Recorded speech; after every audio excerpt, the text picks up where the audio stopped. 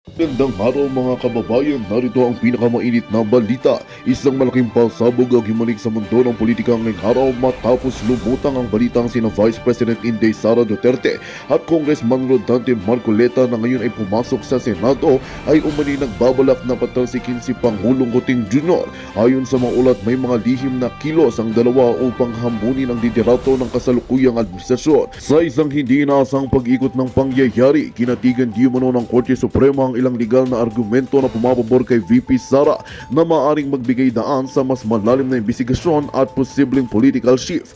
Habang hindi pa malinaw ang detalye ng desisyon ng korte, ngunit nagdudulot ito ng malaking tensyon sa pagitan ng Malacanang at ng kampo ng Vice Presidente. Samantala, nananatiling tikom ang bibig ng palasyo ukol sa isyu habang patuloy na umigting ang mga espekulasyon sa publiko. Kaugnay nito, nananawagan ng ilang mambabatas ng pagkakaisa at kapanatagan habang hinihintay ang opisyal na pahayag ng dalawang kampo. Abangan ang mga susunod na update dito lamang sa aming programa. At yan na ang balitang ating pakakatutukan. Ngunit bago ang lahat, siguraduhin mag-subscribe at ihit ang notification bell para sa patuloy na pagtutok sa mga silap ng bagong balita sa tunay na boses ng masa.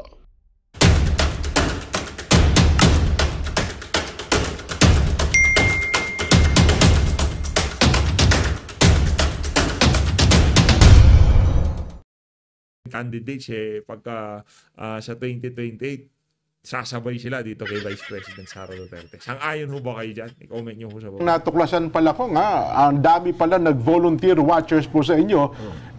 Mayroong nagsisend sa akin mga pictures nila na sa tansya ko, mga 40, almost 40,000 nationwide na talaga sabi na ito po'y voluntary works at masayang-masaya silang ipinararating sa inyo na yung ginawa nilang yun kung ay walang katumbas na kasiyahan nung nakita nilang nandun kayo sa top 5, top 6 na resulta ng eleksyon, Kong. Ay, akala ko yung sinasabi mo yung resulta ng survey. Hindi pa naman, hindi pa resulta ng eleksyon na ito. Eleksyon yun pala po ang yun. Hindi, totoo yung sinasabi ni Jen, Kuya Benny, Nelson, dahil sa nag-volunteer nga yung mga yun. At tama yung figura niya, 39,000 plus yung nakita ko ganun pala kadami. Halos 40,000 dahil alam nila na wala naman tayong magagamit yun. Karaniwang binabayaran kasi lahat yun Opo. Ipagpalagay mo na lang na magkano ba ang binabayaran mo, Kuya Benny, nung ikaw ay kumandidatong Pinakamahina dyan, 1,000 na yan. Per day yun. kaya nga, kung 40,000 May yun. pagkain panlibre. Kaya nga, kaya voluntaryo na lang nilang ibinigay yung kanilang serbisyo. Makikita mo yung pagmamahal ng mga tao.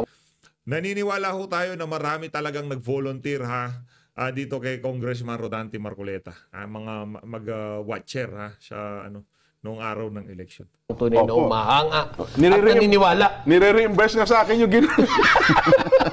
Sabi ko, teka, kako, bakit? Ay, nako, Nelson, ikaw excited ka rin no? Baka may mga gusto mong itanong dyan kay Kong Dante. Una-una, ang gusto ko talaga itanong sa inyo, Kong, ay inaasahan nyo ba na mag-number 6 dito sa Maraming resulta? nabigla. Hindi ko alam kung anong magiging bilang ko, pero nung nandun na sa yung 1 month na lang kasi, napapansin ko na sa bawat lugar na puntahan ko, talagang maramihan yung mga taong dumadalo sa mga rallies. Opo. Meron nga ang pagkakataon kung hindi ako nagkakamali hindi naman sa liwasang Bonifacio na ang dami kasi ng rally namin. Opo. Alam mo ba na ginawa nila akong pinakahuli na magsasalita? Nako, di inip na inip kayo. Sabi ko kay Philip Salvador, akala ko nung umpisa nagbibiro lang. Sabi niya, boss, relax ka lang muna dyan. Total, isa ka sa huling dumating naman. Pero hindi naman ako huling-huli. Nasa kalagitnaan naman ako Opo. Umupo ka muna dyan kasi unahin muna natin itong mga kasama natin. Sige ka, akala ko namang uunahin, mga 2 hanggang 3 lang. Opo. Nung mahalata ako na, teka muna ako, bakit ako ba't parang ako yung inuhuli mo? Alam mo, boss, nahalata namin kanya doon sa 2 rally natin nung ikaw unang salita medyo umunti ang tao na Ganun po. Akala ko hindi namang, hindi kanya, kaya pinakasave para ikaw na ang huli. magsalita. Kasi inaabangan talaga yung sasabihin nyo. O, pagkatapos nga nung nagkaroon ng meeting de avance na napuno yung Philippine Arena. Opo. Yun, napansin din ng mga kasama ko yun. At lalo na yung nasa kabila, yung mga kalaban. Medyo, bakit siya nakapagpundar ng ganung karaming tao? Nag-iisa lang siya. Kasi maski sa kabila o maski sa amin, sama-sama na kami, hindi pa nakakakuha ng ganung karami. Ganun po. Halimbawa, yung huli namin sa Liwasang Bonifacio. Aba, marami rin, pero hindi kasing dami nung nangyari sa Philippine Arena. Philippine Arena. Yun ang mga indication. Pagkatapos, kasi sa tanong mo, anong number mo? Hindi ko mapiho, pero sa tingin ko, dahil pagka nagrarally, pagkatapos ng rally, bababa kami, hindi ako makalabas yung sasalubungin ka ng mga tao. Dinudumog kayo ng tao. Bakit gano'n na lang yung makakamay lang, makapag-selfie lang. Hindi dating nangyayari sa akin yun Opo. Hindi nangyayari sa akin yun. Marami rin, pero hindi gano'n nakasidhi yung ano. Habang papalapit yung Ngayon sabi ko, teka muna, ang nakikita ko parang marami nang gustong bumoto sa akin. Yun ang naramdaman ko, Kuya Benny, Iba na yung nararamdaman kaysa sa nakikita ko sa survey. Kaya pinagtatawanan ko lang yung survey. Ganun ho ba? Hindi, talagang mula noon, sabi ko, Talagang di ko naniniwala yung Bakit naman tayo naman, di tayo naniniwala sa survey kahit nga dyan sa latest election. Malamang sa malamang, karamihan doon sa mga kasama ni Kong Dante dyan sa PDP, marami dyan ninakawan ng boto. Siguro, malamang. Pwede. Kasi isipin nyo yun nga, Senator Bongo, iboboto nyo siya dahil sa malasakit. Pero itong Senator Bato, pagka binoto nyo yan, kasi dahil boboto nyo, ang dahilan sa pagboto nyo kay Senator Bato, dahil sinusuportahan nyo si dating Pangulo. Tama, mali? Ngayon, kung sinusuportahan nyo si dating Pangulo, kaya iboboto nyo si Senator Bato de la Rosa, isusunod nyo dyan si Senator Philip, itong si Atty. Jim Bondoc, Congressman, Senator lahat tuloy siya. Attorney Rodriguez at itong si Pastor Apollo Kibuloy. Dapat ganun Kaso hindi natin nakita yung ganong klaseng pattern. Ibig sabihin, meron talagang problema. Okay, hindi na natin isasama Senator Bongo kasi malasakit nga Yung name recall niya, malasakit Bongo. Di ba? Ganun yun. Senator Bato de la Rosa. Maraming re-electionist na inendorso nitong si dating Pangulo Rodrigo Duterte noong 2019. Kagaya nitong si Tolentino. Nasaan ngayon si Tolentino? Di man lamang ata siya nakapasok sa Magic 15. Hindi man siya makapasok doon. O hindi man siya nakapasok pang labing lima o basta malalim siya. Ibig sabihin, dapat kung binoto ng mga kababayan natin taga-suporta ni dating Pangulong Rodrigo Duterte, ito si Bato de la Rosa, malaki ang tsansa na yung mga botante na yon susuportahan din yung mga kandidatong inendorso ni dating Pangulong Rodrigo Duterte. Kaso yan si Senator Marcoleta, mabigat po talaga Special mention siya kay Tatay Digong. Senator Robin, talagang nanawagan siya sa mga Muslim na talagang isama itong si Senator Marcoleta.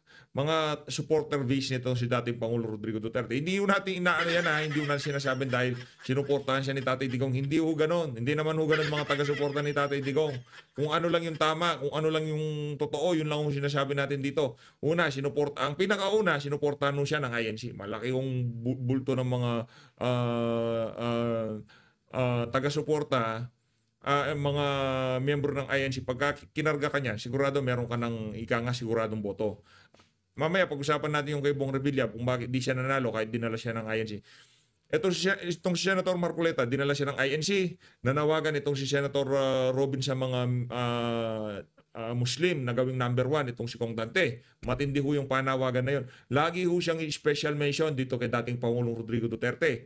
Itong si Congressman Rodante Marcoleta. At yung talagang supporter base na itong si PRRD, Yung mga nagmamahal kay PRRD, talagang solidong sinuportahan yung si Kong Dante. Sino pa? Yung mga kababayan nating OFW. Kaya nung nakita ho natin yung figura sa pinaka-latest na resulta ng 2025 midterm election, di ho tayo nagtataka kung bakit naging ganyang kalaki ang boto nitong si Senator Dante Marcoleta. Pero yung ibang mga kasama niya, medyo nakakaamoy tayo ng medyo malansa-lansang galaw nito si George Garcia diyan sa diyan sa mga naging resulta ng Pastor Quebuloy, dito kay Senator Attorney Vic Rodriguez, Attorney Jimmy Bondoc. Medyo hindi umalinaw sa atin yung nangyaring resulta dito sa mga kandidato na to. Nagkaroon talaga ng dagdag bawas siya. Biko, dati hindi naman ako naniniwala talaga. Pero nung nararamdaman ko na, kasi yung nagsasurvey naman, hindi nila nararamdaman yung nandun ka eh. Opo. Isa man sa mga tinanong siguro, kung ilang libo man yun, palagay mo, 1,500. Nandun kaya sila sa punto na pagka yung bababa ka na sa stage, halimbawa, sasakay ka sa sasakyan. Kulang na lang na, meron pang tumutok-tok sa sasakyan ko. Ganun, no? Ngayon, nakikita ba nila yun? Napipil ba nila yun? Kaya sabi ko, palagay ko ako mananalo ako eh. Hindi ko lang alam kung anong number ako. Pero ang damdam ko sa sarili ko, medyo mataas yung number, Jen. Ayun. Hindi, kasi kahapon... Ganon ang naramdaman eh. Kasi kahapon nga po, tinalakay namin, nagpakita naman kami ng ilang mga ebidensya, pinagkumpara-kumpara natin kung ang pinakamataas nyo po doon sa dalawang malaking survey, 17 hanggang doon sa kahuli-hulihang survey nila. Na yun ay Mayo na. Ayun, Mayo na yun. Mga, huling linggo na lamang ng kampanyahan yun, na para bagang ang dating, malabo talaga. Kung baka doon kayo sa 12, ayun po ang kanilang projection. At mayroon pa mga analyst, political analyst, sinasabi, hindi, malabo yan. Yun naman ang yung suporta ng iglesia, maliit lang yan, hindi makapagpapanalo kay Kong Dante. Ganun po ang analyst, ang pag-pipresenta niya sa taong bayan, Kong nasa sa kanila yon. Pero yung nararamdaman ko kasi, hindi pwedeng ipagkamali yun eh. Hindi naman, ala naman akong daladalang perang ipinamimigay, kaya ako hinahamol eh. Isa pa po yun, no? Natin yan, tayo ay makakapagpatotoo niyan. Noong dumalo yan sa diyan sa isang lugar sa Pampanga, narinig natin ang pagsasalita niya si Congressman Rodante Marcoleta. Di ba ganito? Dating, salita, alis. Wala hong maraming yan. Wala naman yung tipong tatambay siya, magbibigay siya ng kung ano. Wala ho. Darating sa venue, magsasalita, lalatag ng plataforma. Pagkatapos, baba sa stage, lipad na naman sa ibang lugar. Di ko kagaya ng mga kandidato ng pagkasenador. Na maghapon sila doon sa iisang venue dahil nga naman ginastusan nila ng milyon, di ba? Milyon ho. Doon pa lang sa sound system, ika nga, sa mga stage. Yung taga-alyansa, dahil pangalanan na natin. Diba? Nakita nyo naman ng mga kababayan, maghapon ho sila sa iisang venue. Pero itong si Kong Dante, yung niya, ika nga rat-rat kung tawagin rat-rat yung pangangampanya niya. Dumating si Kong Dante, nagsalita. Pagkatapos ng pagsasalita, baba siya kagad, sa entablado, sakay sa sakyan, lipat na naman, ibang lugar na naman. Wala hong bigayan ng kung ano-ano, walang abutan. Wala akong, walang pakimkim na pinamimigay. Sana man lang kung may pinamimigay ako ng kahit hopya lang, kaya ako hinahabol. Hindi. Hopya. Sabi ko, pagka ganito yung indication, palagi ko nga ako, may papanalo natin ito.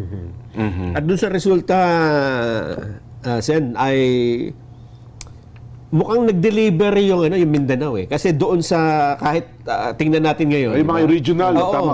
Lalo na yung Mindanao, lagi kayong number 3 doon eh. Bongo, Bato, tapos kayo na lagi. At ang tataas ng bilang, Sen. Nakita ko yun. Kasi pinipid nga sa Mindanao. Itong huli nga nung i-feed sa akin nung isang senador na kaibigan ko na taga Mindanao. Una, number 5 eh. Pero yung huling ipid niya sa akin, number 3 ako doon sa mismong probinsya niya. Pati mismo sa Davao City. Ang laki ng boto niya. At maging, kung di kamali, Region 8, yung Samar Leyte area. Top 3 kayo doon ko. Sa kabila nung binabaklas yata yung mga poster doon, pagka nangangampanya kayo, ayaw nga kayo papasukin doon eh. Hindi ako masyadong nabilib doon eh. Yung kinabiliban ko sa Tacloban. Ayun, Tacloban City mismo. Matindi talaga. Matindi ho talaga yun, ha? Matindi ho yun, mga kababayan. Hindi naman ulingib sa kaalaman ng mga nasa social media, mga nandyan sa balwarte ni Tamba. Talagang tahasang bumibira ho ito sa mga kampanya. Yung pagka meron mo siyang speech, talagang direktang patama dito kay Tambaluslos. Pero doon sa mismong balwarte ni Tambaluslos, nag-number 3 itong si Kong Dante, ibang klase, oo. Nag-try ako sa Tacloban. Pero isa pa sa pinasasalamatan ko, Opo. merong 3 grupo na mga malapit sa akin. Opo. Nag-provide sa akin ng air assets. Oho. Siguro sa mga 6 hanggang 7 fixed wing yun, mga jet ang Opo. pinahiram sa akin. So kahit alin doon sa 3 grupo na yun, every time, merong available Wala, hindi ako mawawalan. Pag halimbawa ito, pupunta ako doon, meron at meron. Hindi naman po pwedeng sa bawat dalawa yung wala. Hindi, parehong At saka yung mga chopper. Kaya halos lahat ng mga lugar na dapat na mapuntahan, napuntahan ko. Importante kasi yun. Kailangan makadaog pampalad nyo sila. Galing. Yun. May lugar kasi na kailangan makita ka nila. Opo. Yung makita ka lang, sapat na Lumalabas na sila, importante sa'yo. Kaya yung pinakahuli, yung May 10, Nelson, May 10, yun ang pinakahuli. May 11, linggo. Double the usurpata kayo doon, Kong. Pinuntahan ko pa yung Digos. Ayun, opo. Oo. So yung huling biyahe ko, sabi ko doon sa isang barkada, meron pa tayong fixed wing dyan. Meron pa, boss. Saan ka pupunta? Didiretso kakuha ko ng Digos. Ite-text ko lang yung flight plan. Diretso. Tapos sino-sino yung kasama. Mabilisan yun. Ayun. Anong oras ang alis mo?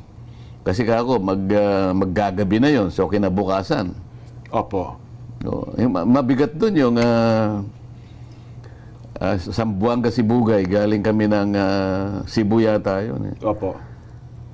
Sabi nung piloto, boss, kung pwede, ipapark natin ang ating jet doon sa Zamboanga City. Hindi dito sa Pagadyan. Layo-layo pa rin. Kasi Pagadyan muna ako, tapos Zamboanga, Sibugay. Kasi kanya, kung matatagalan ka dyan, hihintayin kita kahit hanggang alas 11 ng gabi. Pero nakaparada ako sa Zamboanga City. Kasi, Kuya Benny, yun lang ang merong ilaw yung runway. Yes po, lahat din patay na pagkagabi. Kasi sa Pagadyan, wala na. ni Kandila, wala doon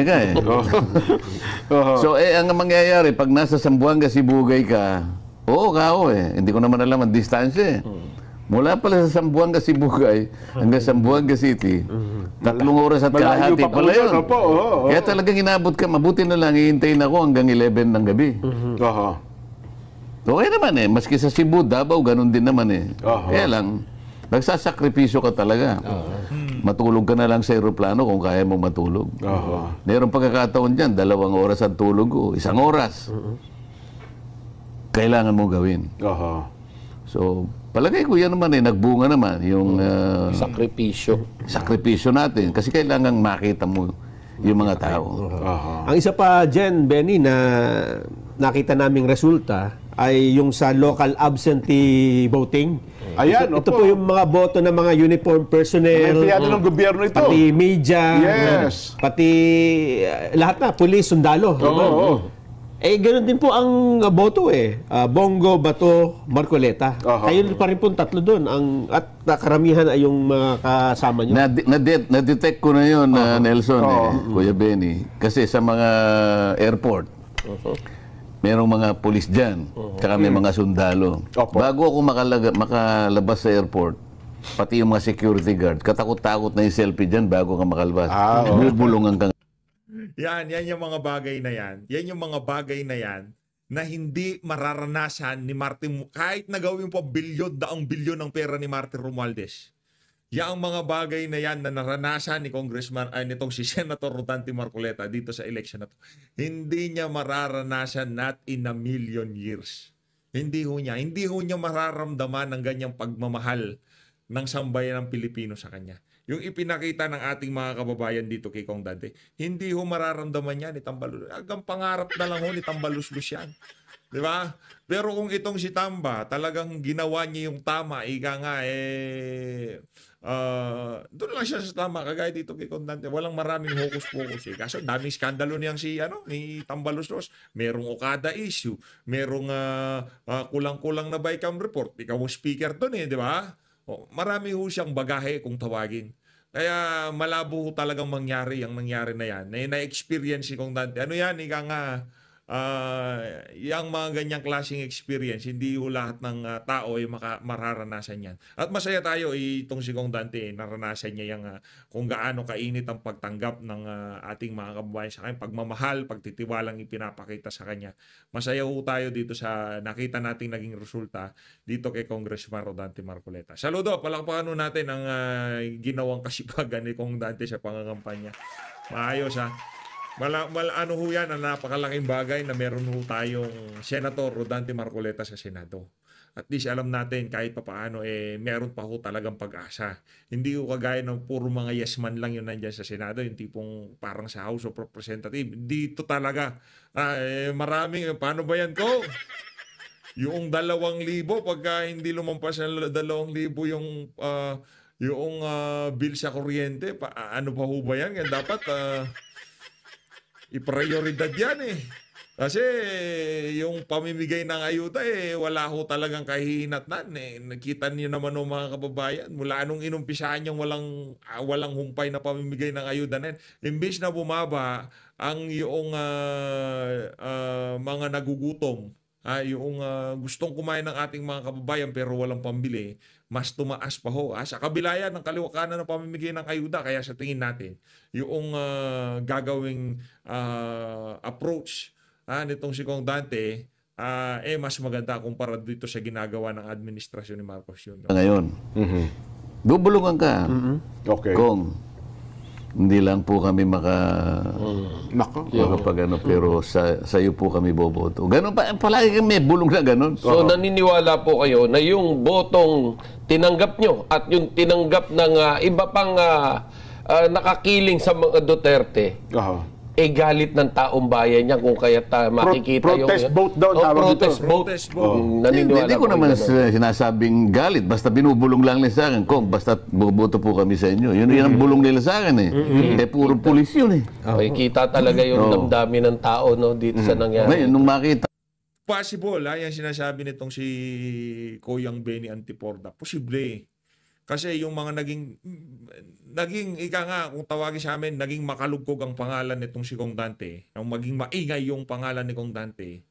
Noong pa yan, noong 2019. 2022, sinubukan niya tumakbo. Pero lately, kasi mabilis makalimot ang mga Pilipino eh. Kahit ano pang pinagagawa niya doon sa mga nagdaang hearing. Nakalimutan na yan eh. Yung natatak sa utak ng ating mga kababayan, yung pagtayo niya diyan sa Appropriation Committee, doon tinatalaka yung budget ng Office of the Vice President ng Department of Education. Yung pagtayo niya doon, yung pagtayo niya sa mga hearing diyan sa House of Representatives, yung pag-aagaw ng hopya sa kanya, diyan ho talaga siya nakilala. Yung walang takot niyang tinayuan ang mga kabalbalang nangyayari diyan sa House of Representatives. Yun talaga tumatak sa utak ng ating mga kababayan. Ngayon, ano ang tayo niya doon sa mga issue na 'yon?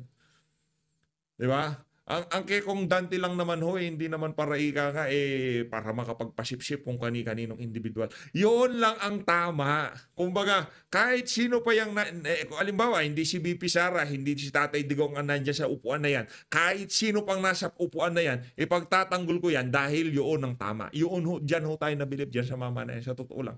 Kahit hindi si BP Sara, ginawa nyo ng ganon. Matindi. Talagang tatayuan kayo, ipaglalaban kayo nitong mama na to. Kaya yung lahat ng bumoto dito kay Congressman Rodante Marcoleta, dito sa isa na to, kung binoto nyo man yang si Lito Lapid, binoto nyo man yang si Erwin Tulfo, yang si Soto at itong si Lacson, at sinama nyo itong si Congressman Rodante Marcoleta, sa 5 binoto nyo ho na yun, lahat ng 4 na yun, puro patapon yun. Yung iba, dekada na sa Senado, wala ho silang nagawa. Itong sinasabi ko sa inyo, isang termino lang ho nito, kahit naka-20 taon pa yang si Soto, yang si Lacson, pagsamahin nyo na ho yung naging panunungkulan labi ng Senador. Itong isang termino nito ni Marcoleta, maniwala ho kayo sa akin. Malalaman kayo lahat yan. Matutumbasan ni Kong Dante yan. Isang termino lang kung ibigay nyo dyan sa mamanan, makakakita ho tayo ng difference. Kasi ngayon lang ho magkakaroon ng senador ang bansa na to, na kung saan, hindi ho siya nabibili ng mga mayayamang politiko. Hindi ho siya basta-basta maiimpluwensyahan ng kung sino-sino mang makakapangyarihang leader ng bansa na to. Hindi ho siya. Imagine, Martin Romualdez, Marcos Jr., hindi ho siya nagpapa-influensya dyan.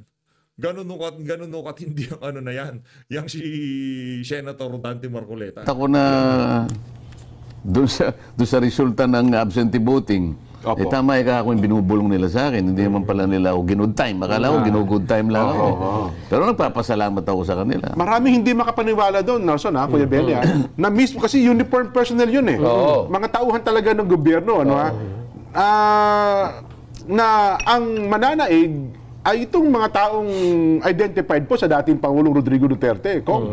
At maging, ang balita ko, maging sa absentee voting ata sa abroad, ganun din ang sentimiento ng ating mga kababayan. Pwede kang humugot ng analysis sa ganun. Pero sa akin lang, ang aking ibinabalita, yung sa tuwing, kasi mabilisan nyo lakad, bubulungan ako Hindi lang po kami makapagpronta sa inyo, pero kami pong lahat ay boboto sa inyo. Ganun ang bulong Ito yung mga taong wala mapagsabihan. Tapos bigla nilang makikita ang isang Congressman Marcoleta na ipinaglalaban yung karapatan nila. Siyempre bubulong talaga yan. At, yun ang bugso ng damdamin. Yung bugso na ng damdamin. Yan pang isa yung senaryong gustong-gustong nakikita ni Jen. At gusto nga ni Jen, siya yung nandoon Ano yan? Ano ito? Kapag yung maramihan na nagpapaselfie na merong umahalik sa akin na matatandang mga babae. Yun ang talaga mapagmahal. Sabi ni Jen, okay na po sa akin yan kung kahit na po ako, basta't makasama nyo lang ako sa ganyan. Alam nyo, may makahalik din sa akin. Meron talaga yun din, hindi mawawala yun, yung maramihan. At saka yun po yung deciding group na yung mga matatanda para makumbisi mo yung mga yan. Yung mga bata kasi, madali pero yung matanda, sabihin yung mga may edad, para ikaw iyakapin, salubungin, at saka iba yung pagkilala, ay iba ang dating nun, Kong. Iba po yun. Makikita mo naman yung nagpipilit na mahawakan lang ang kamay mo Tsaka yung selfie kasi importante sa kanila Talagang tulakan yung kung minsan. Tulakan na doon ko unang nakita na mukhang mukhang marami, para may groundswell na nararamdaman ko yung groundswell. Kaya sabi ko, check, may laban tayo dito. Well, ngayon, nung ipasya nga tayo ng INC dyan, na napakalaking boost sa akin yun. Na, alam naman natin, hindi natin may kakaila na isa yun sa naging bahagi, siguro, ng talagang kinailangan para i-push talaga yung aking kandidatura dyan. Nako. At least ngayon, Kong, andyan na po yan, naharap na tayo. Sabi nga po namin na nakaraan seryoso ang problema ng bansa natin. Sa lahat ng aspeto, Kong, kailangan po nila ng mga seryosong mambabatas mula sa Senado at saka sa Kamara. Narinig namin ang inyo po mga pinangako sa kanila. Siguro masasabi natin, ano po gusto nyo sabihin sa ating mga kababayan, Kong, na unang seryosong problema na pwede kaharapin nyo po bilang senador na ng ating bansa? Ang unang-unang nakita ko, at yan ay pinapahayag ko sa lahat ng rallies na pinupuntahan natin. Dahil nga sa napakalaking problemang pang-ekonomiya, yung pangkabuhayan talaga. Isip-isipin mo na 27% ng ating mamamayan ang magsasabi na nakaka-experience sila ng involuntary hunger. Mabigat yun 27%. Sa bilang natin, Kuya Benny, 118 million Filipinos. Gaano kalaki yung 27%? So almost 30 million yan, Kong. Mahigit. Kulang sa 40 million yung magsasabi na gusto niyang kumain, hindi siya makakain. Hindi dahil sa masakit ang ngipin niya, kung hindi talagang wala siyang makain. Involuntary hunger. Ilang magulang ang papayag doon. Matatanggap mo yung sitwasyon na yun. Hindi makakakain sa tamang oras ang pamilya mo. Masakit yun. Yan ang importante. Kailangan masubsidize talaga ang mga magsasaka dyan. Ayun, opo. Saan mo sila isasubsidize? Doon sa inputs, doon sa farming inputs, halimbawa, palagi ko sinasabi na, ito, si Kuya Benny, galing sa irrigation ito. Ayan, opo, oo. Kapag yung pataba kasi, napaka-importante sa panig natin. Masasakripisyo yung ani mo per hektar kapag pag binawasan mo yung 8 bags ng pataba. Urea, yung pataba. Urea, opo. Magkano ang isang bag ng Kuya Benny? May data ka pa ba? Yung pataba, 8 bags sa loob ng yung isang hektarya. Sa pinakahuling bilatan ng Nelson, mga 2,000 Nelson yung pataba, no? Hindi, palagay 16,000. Wala man mangungutang pa yung tao. Ngayon, alam mo, sinakripisyo niya, 2 lang o Magandang balita ang hatid namin sa inyo ngayong araw. Sa pagtatapos ng aming balitaan, nagbigay kami ng mga mahalagang impormasyon. Maraming salamat sa pagtutok at pagsuporta sa aming programa. Huwag kalimutang manatili sa mga susunod na araw para sa mga bagong balita at mga kwento na dapat nating abangan. Mula sa Boses ng Masa, magandang araw, Pilipinas!